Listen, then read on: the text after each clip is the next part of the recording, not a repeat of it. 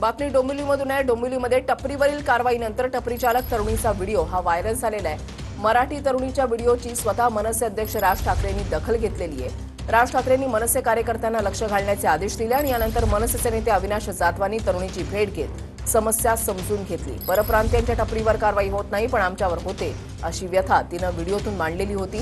मला एक टपरी द्या आणि त्यावर राज ठाकरेंचा फोटो लावून द्या अशी मागणी या तरुणीनं केली आहे. आणि उद्यापासून टपरी लाव, राज ठाकरे आयुक्तांशी बोलतील, अविनाश जाधवांनी हे आश्वासन या तरुणीला दिलंय. आयुक्तांची साहेब बोलतो. ठीक आहे, चाल लढायचं नाही, रडून व्हिडिओ करायचे नाहीत. मराठी माणूस हा रडत नाही. त्यामुळे बिंदास रडायचं नाही.